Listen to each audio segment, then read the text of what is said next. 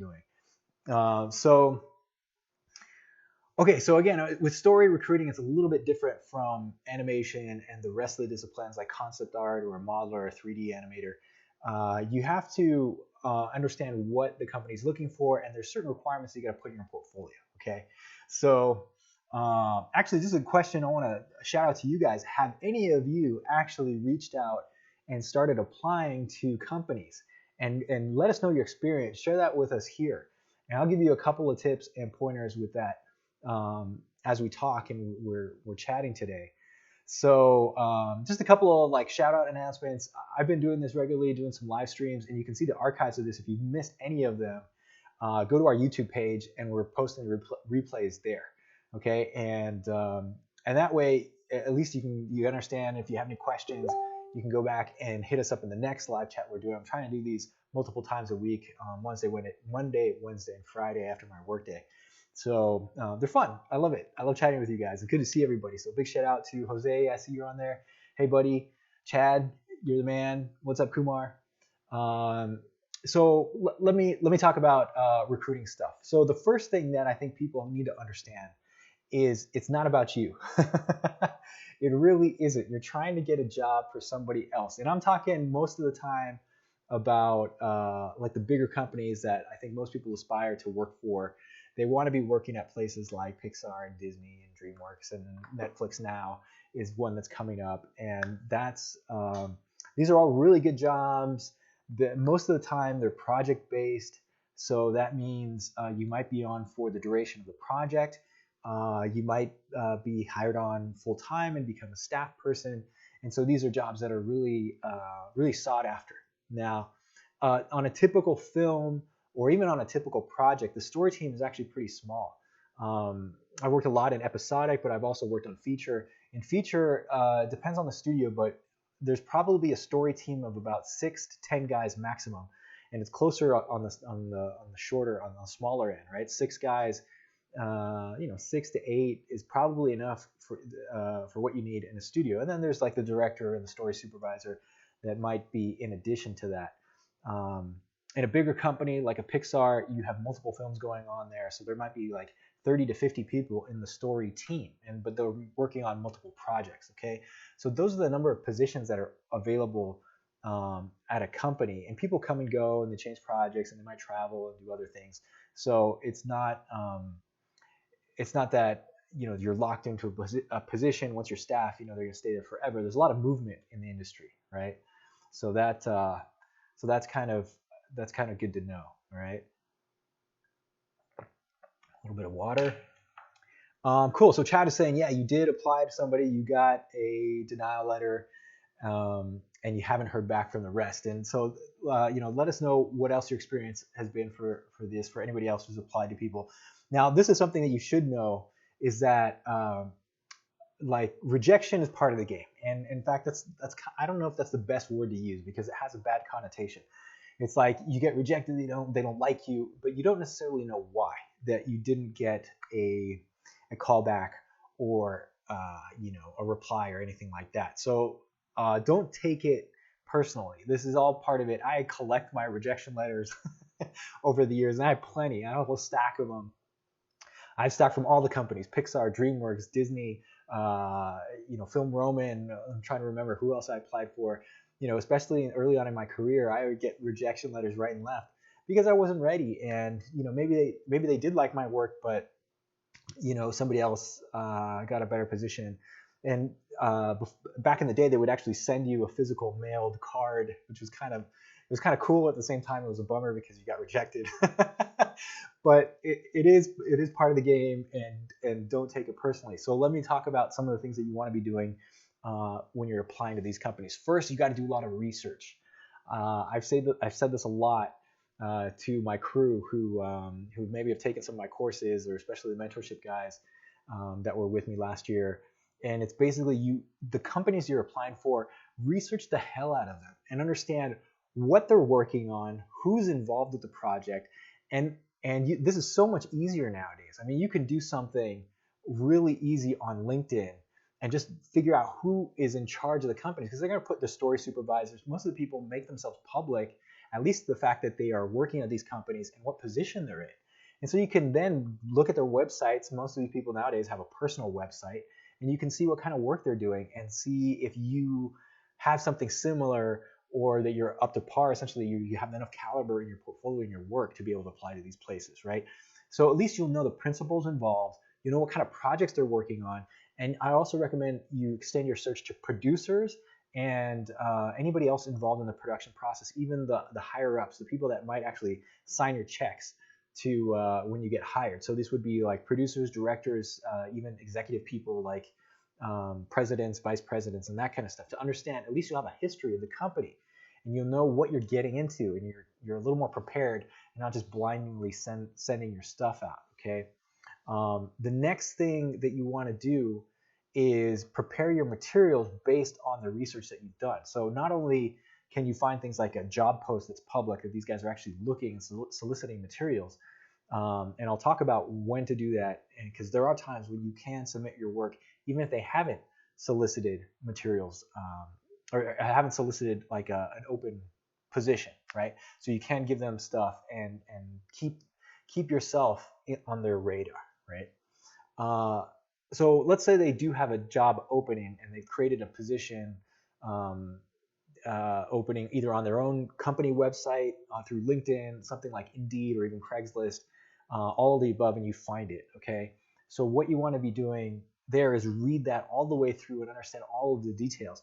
They'll say things like you need 3 to 5 years experience minimum on a project. Now, I find that interesting because a lot of times it's just like standard practice to say those things.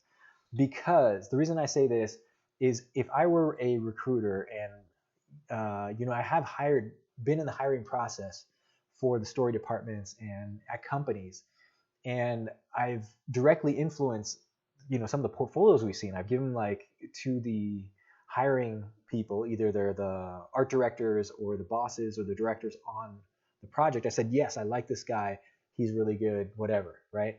And it's based on their portfolio, because I actually don't really care that much about experience, especially if it's kind of a junior position or entry-level job. And in that case, that 3 to 5 years of experience that's minimum required for that position, you might be able to kind of skirt your way in there if your work shows that you are capable of doing high quality work that is the equivalent of 3 to 5 years experience, right? Now, if you're just a beginner and you're trying to apply for a job that is a like seasoned story artist position, and you're competing with a bunch of other veterans, you're going to have a hard time to do that, okay? And now let's talk about what the recruiters are looking for. Most of the time in these big companies, you have an HR department. It's human resources, and they're the first gatekeeper, they're the first filter to your portfolio, right? And I highly recommend a talk that we did with Kim Diaz, who's now the head recruiter at Pixar. Go on our website at storyboardart.org and do a search for Kim Diaz. Okay, Diaz, I believe you spell her last name. And the talk that we had is really candid, and she was really awesome about talking about what she's doing inside. At that time, she was at Lucasfilm. That's where we met. And she was talking about her process in selecting people. And she is a human resource employee. She's not necessarily an artist, although she does know about art. She is artistic. But she's not going to be the person that's eventually going to work with the artist. But what she does is she filters these people based on a couple of requirements that she's learned over the years and that's in the department.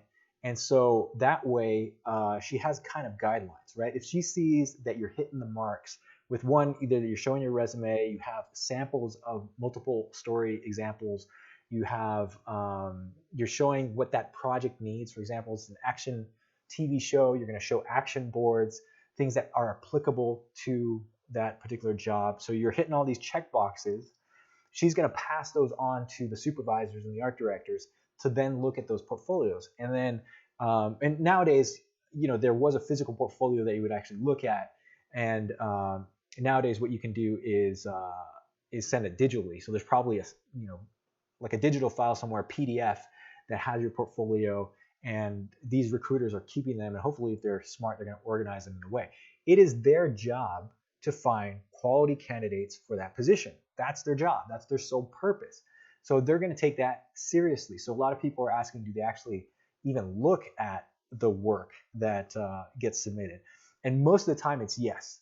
And there's a question that came up today about, how do they actually look at the portfolio, and are they scanning it through, and what is the actual requirement, what's the process they're doing when they're looking at the portfolio? It's really funny because I don't know if a lot of you realize that the amount of portfolios that people are looking for, it's literally like you're scanning a quick book. You're just flipping through it. If it's a physical book, you're like going at like lightning speed, just flipping through it one page to the next. If you're HR recruiter or something like that, you get a PDF document, you open it up on your desktop, you're probably clicking, within seconds, and you're scanning it just visually one to the other. Because that's the way I do it. That's the way I've seen other people do it. And it's literally that fast. So what does that mean? It means you have to have a really solid portfolio that's visually awesome, and it's hitting all the marks right up front, okay? So don't make your images too small. Make sure that you're covering everything that's included in that job description. And unfortunately, that's the way you go through it. Now, if they find something they like, they might actually slow down a bit and spend a minute or two. But it's not uncommon for them to spend less than 5 minutes, probably closer to 2 minutes or less, scanning a portfolio. It's that short, okay? So basically what you need to do is make sure that your book is totally pro in every way, in every form, right? So when I say book, I mean your portfolio submission. I use those terms interchangeably. So when they look at that stuff, one, it's nicely presented.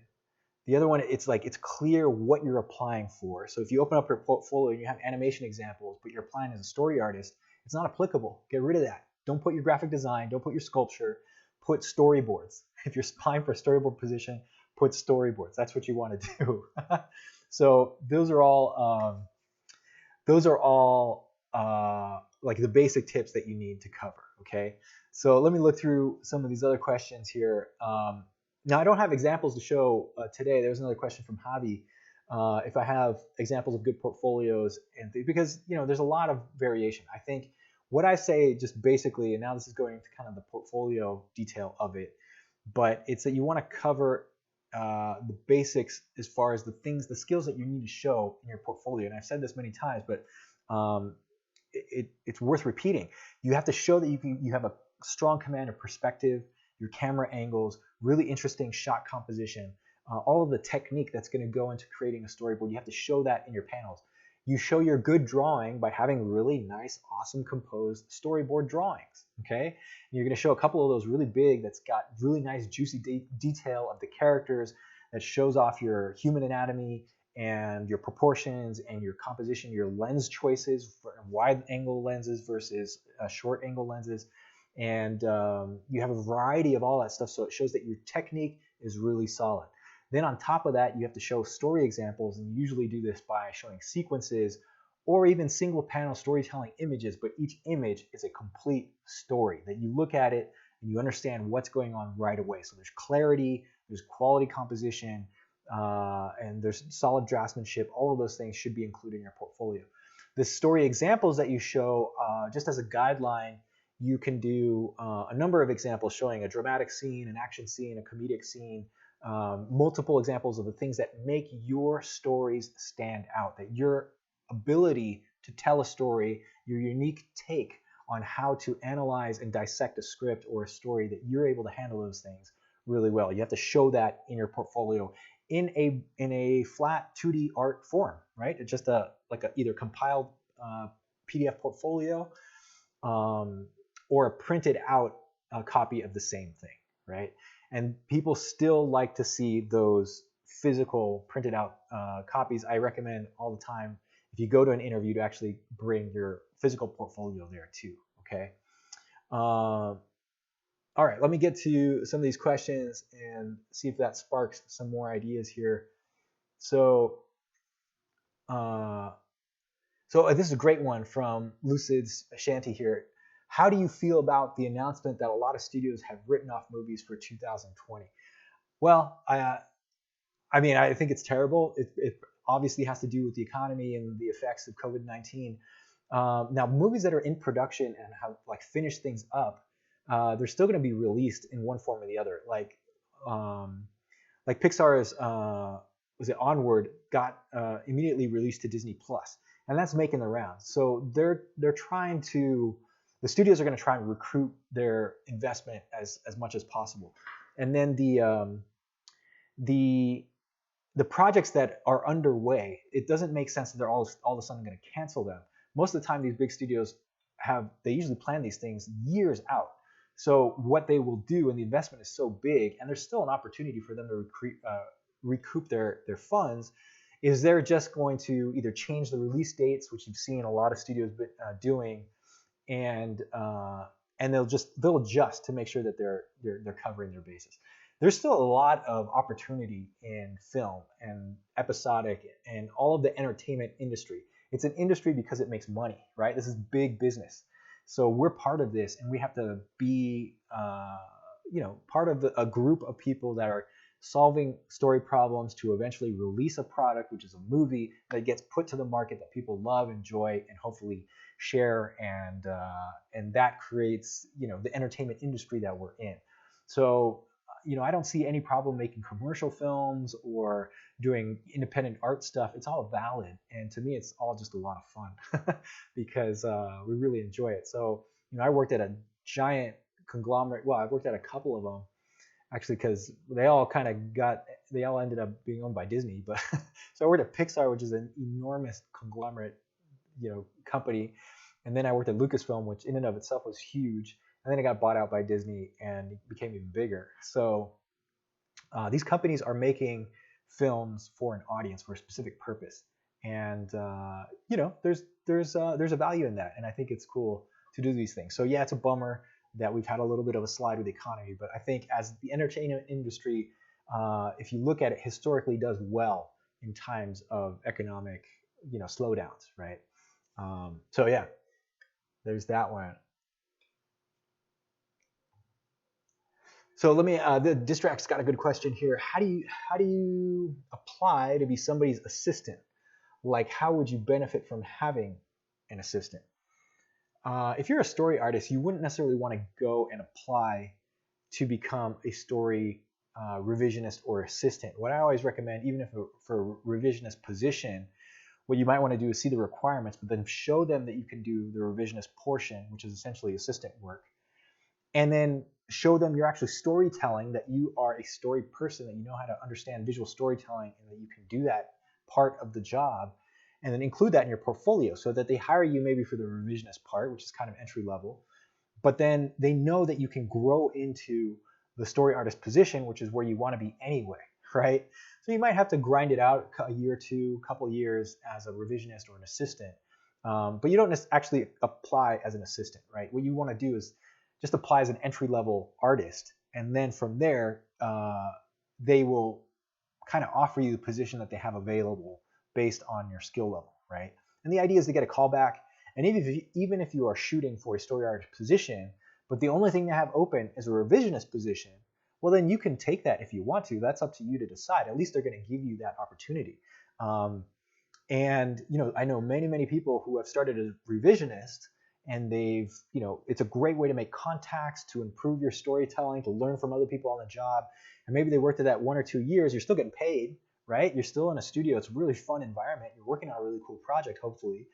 And then later on, you can use that to springboard off, either become a full-fledged story artist, and or they can bump you up within the studio if you show them you have the skills. So that's one way internally you can move up, and I highly recommend you do that too. Just give it a shot. So Animation Diva has a question here. I had a recruiter from Lucasfilm look at my portfolio today. Look at your profile today. It may not mean anything, but what do you think? My style is more of a kids show look. Would this work for them? The first thing I would do is I would probably reply to that person and be like, hey, I saw that you were scanning my work. I'm honored that you would do so. Let me know if there was anything that you saw that would interest you. And then you start a conversation with that person. And then, so if you know that they scanned your profile for whatever reason, I would hit them back and actually, open that up and see what's going on. Now, because you don't know if it means anything, most likely it probably doesn't, because you don't know if that person is just casually looking at something. It depends where. Was it on Instagram? Was it on Facebook? Was it on LinkedIn? If it was on LinkedIn, you might have a better opportunity to get somebody to respond to you. So that's something kind of cool, but you want to be paying attention to that. Another couple of things I should hit on is the importance of being a professional and having a professional presence and responding to these types of solicitations or any opportunity in a professional way. Let me define that because it's important. What I mean by that is that you're always courteous, that everything that you present to them has been filtered by yourself for grammar mistakes, for quality of presentation, like the physical look of whatever you're presenting to them. Anything written, you should do, it's so easy to do a grammar check. There's like apps like Grammarly, spell check please don't put spelling mistakes in any of your emails. It's so easy to avoid nowadays. Even if let's say you're a foreign artist and English is not your first language, there are ways to fix your grammar just online. You can like put it in a Google Translate, and most of the time will do pretty well. I think it's forgivable if you have a couple of spelling or grammar mistakes, but again, try your best to make sure that you're not just haphazardly putting something out there. That professionalism should reflect with the presentation of your portfolio and also your own person. I think as a person in a studio, you're expected to be on time. You're expected to meet deadlines. You're expected to be courteous and a team player, something that you can work with other people. And that's actually quite simple to do. Now, maybe you haven't practiced that very much if you haven't been in these studio environments, but it should be obvious that you should be courteous to somebody else. Just like you're not going to yell at somebody on the street that you don't know, as a perfect stranger at a coffee shop. I mean, you shouldn't, right? Don't do the road rage or any of these crazy things. You should be nice, and you should be somebody that's agreeable and that they enjoy working with. That's really it's really important. Okay. All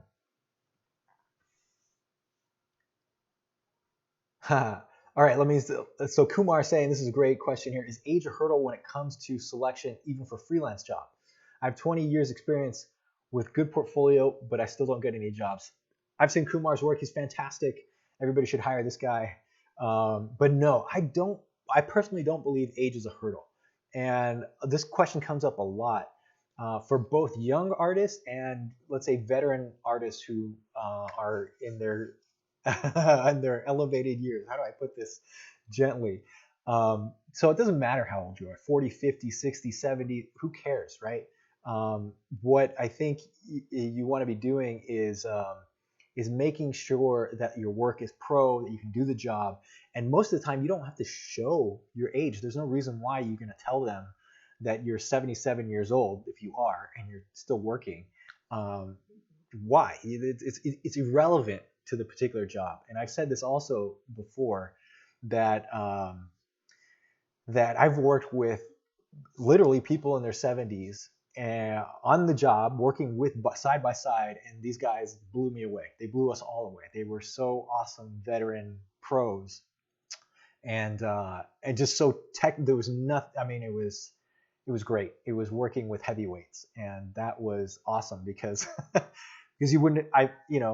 You get a mild mannered elderly guy coming in there, and all of a sudden he destroys you with amazing artwork, and that'll put you in the humble mode. And it's because he had amazing experience, right? So that's wonderful to see, and that's something you should learn from, and so that you use that as an advantage. You should use everything as an advantage. You could even flip that on the youth side and say, well, I'm young, I'm excited, I got a lot of energy. Use that to your advantage, whatever you got. And so okay, to get a little more practical with that question, to remove the question of age, or if you're able to get in there, there's no reason why somebody should ask your age when applying for a job. What they should look at is your work and your portfolio. Obviously, if you have a lot of experience, you're going to have a lot of samples to show. You might even have a big resume or a list of credits that you've done. That's a great plus. So then you show them, yeah, I got a lot of experience here. I can handle your job 100%. It's that confidence that they're looking for to solve their problems. So you don't have to show a picture. Don't put the age on your website. If you don't want to show physically what you look like, if you got gray hair like me, I'm rocking the experience myself. So you don't put your picture out there. It's don't worry about it. There's no reason to do that. I obviously, because I make myself available, I have my image floats around from the conventions and the talks and seminars that I've done. So yeah, they might know who I am, what I look like. They might even be able to guess my age, but I still think it's irrelevant. And what you want to do is make it irrelevant.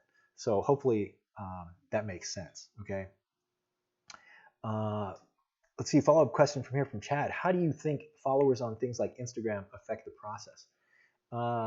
Probably very little, unfortunately. So if you have 77 million followers on Instagram or Facebook, and you turn in a portfolio that is not going to make it, I don't, as a director and I'm hiring somebody, I don't really care how many followers you are. Actually, I'd probably be interested to be like, wow, how did you get so many followers?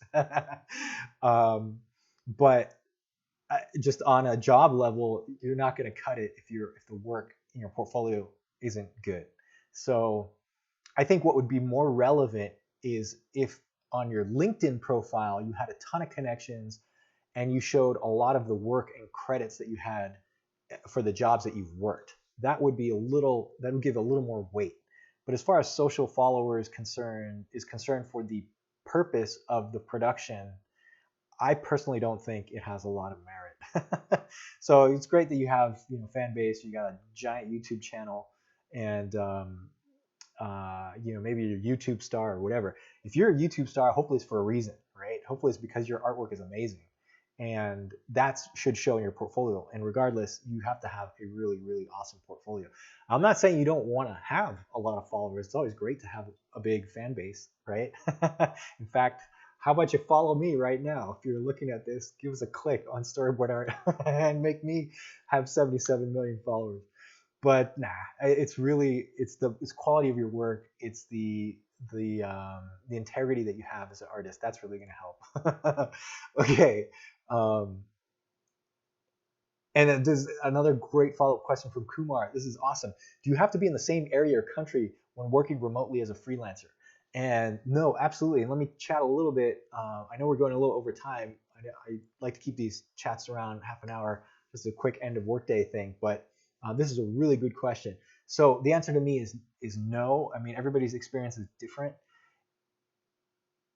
I think nowadays, especially what's going on with COVID-19, that you can work remotely. I think we're proving the fact that it's very possible with a nice internet connection and be able to beam your work and tools like Dropbox and streaming and video chat on Zoom and whatever, that you can communicate, execute, and fulfill your job no matter where you live.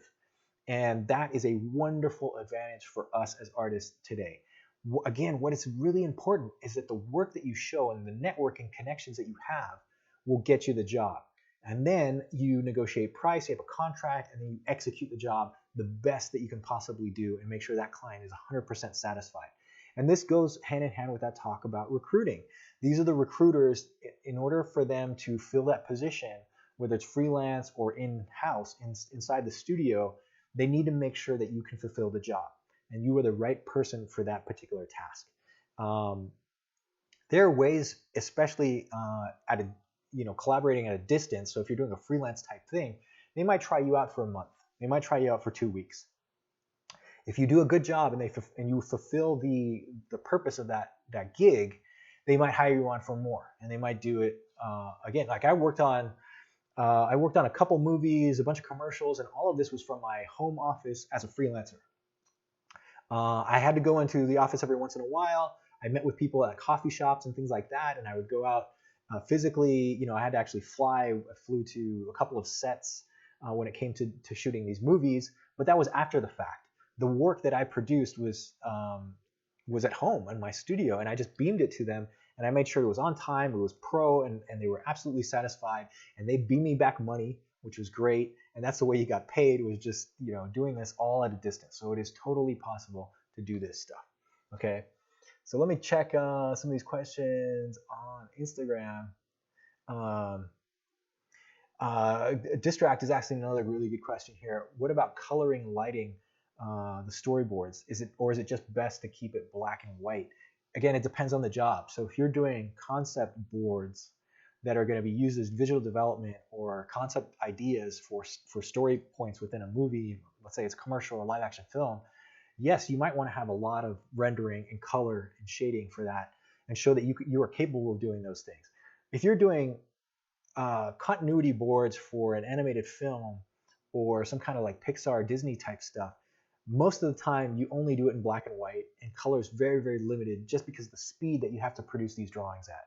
And just keep it black and white, keep it simple, and your compositions are really, really efficient when you're doing this stuff, because you have to crank out so much work.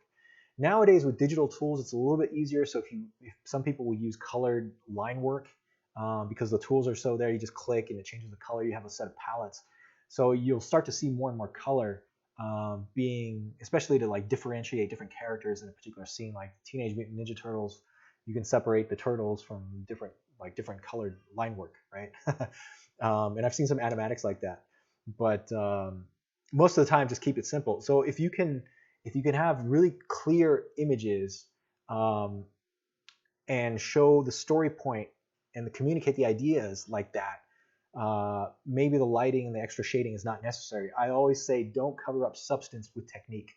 So no amount of rendering or shading is going to fix poor story composition that's not clear and that's not clearly communicating the idea. So don't just throw in a really tightly rendered face, because it's not going to fix your story.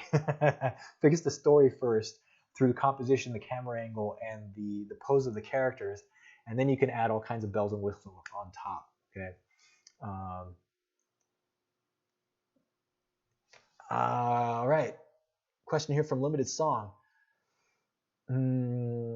I should do it on digital if I work professionally. So I guess you're asking, do you want to, if you need to show digital boards if you want to work as a pro? Not necessarily. I do highly recommend it though, because nowadays most of the people are working on some digital form. It's either programs like Photoshop or Toon Boom, or I use TV Paint and Sketchbook Pro.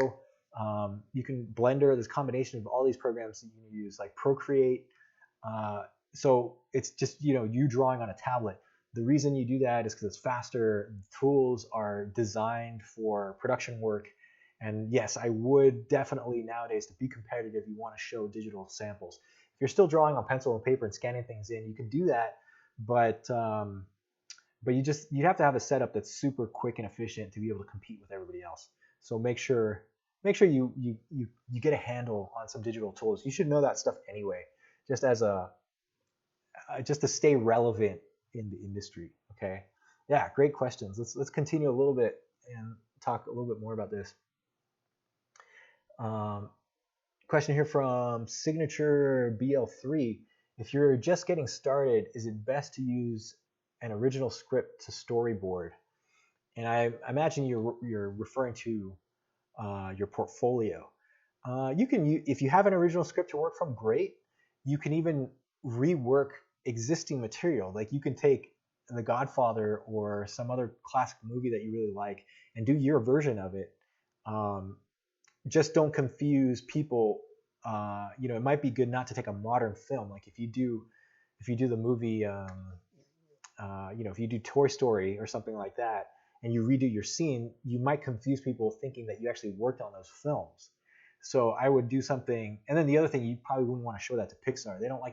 These companies don't like to see ideas worked from their characters most of the time. They want to see what your opinions are about story content that is either original to you, that you created, or that you've worked on other people's projects. So I would only show things that are from jobs that you've completed, or like I mentioned, classic movies that maybe you do your version of, and you clearly show that it's your version of that classic film. Because obviously nobody's gonna, if you redo Casablanca, nobody's gonna confuse that we weren't alive when that film was made, right? And then in terms of like if you have an original script, you can board that out too, but don't put the whole thing. Just put chunks in that show off your storytelling ability within that script. So if it's a good example of staging and creating a really interesting dialogue scene, that's what you would put in your portfolio, right? Cool. So this is awesome. This is a really good discussion. I think we'll continue some of this later on and continue this topic of how to apply in recruiting and that kind of thing. So for now, thank you guys for listening and signing on these things. If you want to catch the replay, you can see that on our YouTube channel. And speaking of followers and that stuff, click on to subscribe to our YouTube page once you get on there. All right, friends. Till next time. See ya. Stay cool, stay safe, and keep on drawing, keep on working hard. All right. See ya.